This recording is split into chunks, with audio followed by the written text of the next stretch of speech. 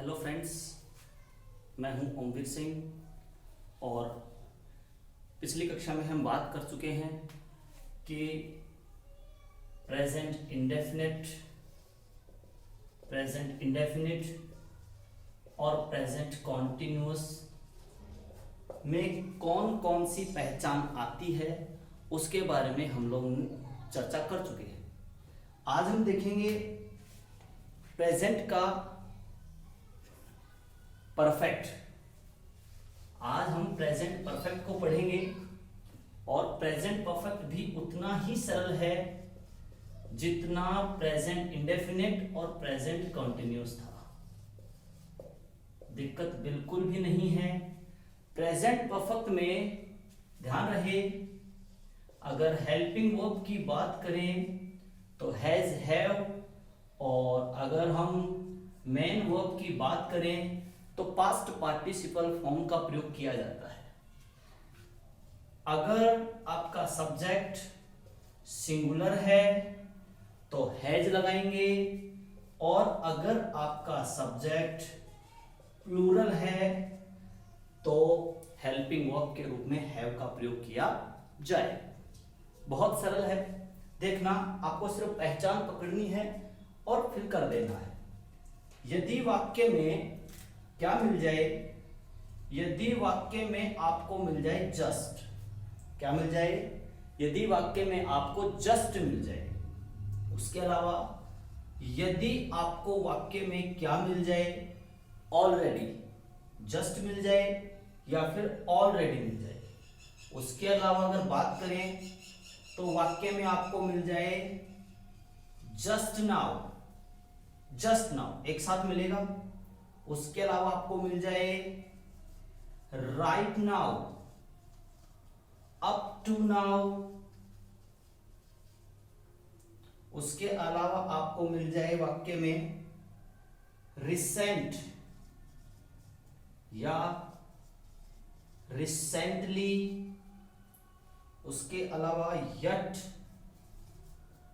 उसके अलावा मिल जाए आपको वाक्य में so far, just now, right now, up to now, just, already, recent, recently, yet और सो फार। उसके अलावा आपको मिल जाए वाक्य में एवर, उसके अलावा वाक्य में क्या मिल जाए आपको, एवर। तो हमें कुछ नहीं करना, ये पहचान आपको वाक्य में देखनी है और देखकर उसके ब्रैकेट में आपको हैज या have plus past participle form या फिर वर्ब की थर्ड फॉर्म का प्रयोग कर देना है। ठीक है, तो क्या मिले वाक्य में, आपको जस्ट मिल जाए, ऑलरेडी मिल जाए। इन दो का ध्यान रखेंगे, ये कहां मिलेंगे, ये दो खाली स्थानों के बीच में मिलेंगे। जैसे एक खाली स्थान इधर मिलेगा आपको और एक खाली स्थान इधर मिलेगा, और उन दोनों के बीच में आपको क्या मिलेगा, आपको जस्ट या ऑलरेडी मिलेगा। उसके अलावा वाक्य में आपको मिल जाए जस्ट नाउ, जस्ट नाउ वाक्य के लास्ट में मिलेगा, राइट नाउ ये भी आपको वाक्य के लास्ट में मिलेगा। उसके अलावा up to now, recent, recently, yet, so far और एवर अगर आपको वाक्य में मिलता है तो हमें उसके रिक्त स्थान में हैज या have plus past participle form या वर्ब की थर्ड फॉर्म का प्रयोग कर देंगे। अब जैसे वाक्य देखते हैं, बहुत सरल है।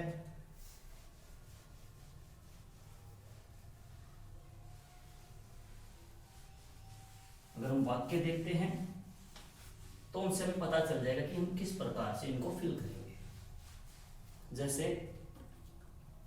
जैसे आपको मिल जाए माई सिस्टर स्पेस, यहां आ जाए राइट 10 प्लेज सो फार। आपको वाक्य में क्या मिल रहा है, माई सिस्टर 10 प्लेज सो फार। यहां प्ले वर्ब नहीं है बल्कि यहां नाउन है, और यहाँ इसका मतलब होता है नाटक। यहाँ इसका क्या मतलब होता है? नाटक।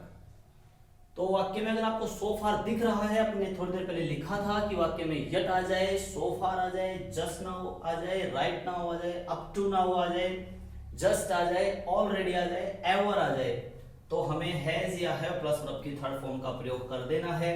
तो माय सिस्टर, सिस्टर कितनी है? एक, और सिस्टर एक है तो इसके साथ क्या आएगा? हैज। वर्ब की थर्ड फॉर्म होती है राइट की, राइट, रोट, रिटन, और इस प्रकार से इसमें थर्ड फॉर्म का प्रयोग कर दिया जाएगा। ऐसे ही जैसे सी स्पेस जस्ट स्पेस, और यहां ब्लैंक कर दिया मैंने कोष्टक में, sorry, eat her meal, she just eat her meal. तो आपको दो खाली स्थानों के बीच में क्या दिखाई दे रहा है? जस्ट। दो खाली स्थानों के बीच में क्या दिखाई दे रहा है? जस्ट। और जस्ट दिख रहा है, पास्ट कुछ है नहीं इसमें, तो सी के अनुसार क्या आएगा? हैज, और ईट की थर्ड फॉर्म होती है ईट, एट, ईटन, और इस प्रकार से इसमें हैज ईटन हमने फिल कर दिया। उसके अलावा जैसे आ जाए आई स्पेस ऑलरेडी, ऑलरेडी, और कोष्टक में दे दिया प्लक, फ्लावर्स, फ्लावर्स। तो बहुत ही सरल है, टेंशन बिल्कुल भी नहीं करनी। ऑलरेडी आ गया है, इसका मतलब जब दो खाली स्थानों के बीच में ऑलरेडी है, आई को प्रेजेंट में प्लूरल मानते हैं तो इसके साथ हैव आ गया, और प्लक की थर्ड फॉर्म होती है प्लक्ड, PLUCKED, प्लक्ड, और इस प्रकार से हैव प्लस वर्ब की थर्ड फॉर्म इसमें फिल होगी। तो आया समझ में? कुछ नहीं करना, सिर्फ पहचान देखनी है और पहचान देखकर समझ लेना है कि किस वाक्य में किस प्रकार से वर्ब और हेल्पिंग वर्ब पुट करनी है। ओके, इसके बाद हम बात करते हैं किसकी? नेक्स्ट, इसके बाद आता है प्रेजेंट परफेक्ट कंटिन्यूअस। इसके बाद में आता है हमारा प्रेजेंट परफेक्ट और कंटिन्यूअस। बहुत सरल है, ये तो सबसे ही सरल है। Present perfect continuous, present perfect continuous. इसमें अगर हेल्पिंग वर्ब की बात करें तो हैज या have plus been plus first form में आएंगी, इट मींस प्रेजेंट पार्टिसिपल। और ध्यान रहे ये जो वर्ब होगी वो कैसी होगी? वो डायनेमिक होगी। वो कैसी होगी? डायनेमिक। इसके लिए ज्यादा कुछ नहीं है, आपको ध्यान रखना है वाक्य के लास्ट में आपको सिंस मिलेगा या फोर मिलेगा। इसके साथ क्या मिलेगा आपको? कोई भी पास्ट टाइम। ध्यान से समझना, कोई भी क्या मिलेगा? Past time. सिंस और फोर के बाद क्या मिलेगा? Past time. जैसे अगर बात करें तो सिंस किसके साथ आएगा? फोर किसके साथ आएगा? अगर फिक्स है, एक फिक्स ड्यूरेशन है तो सिंस, और अगर पीरियड है, पीरियड लग रहा है, काम को करने में टाइम लग रहा है तो फोर आ जाएगा, और फिक्स है तो सिंस आता है।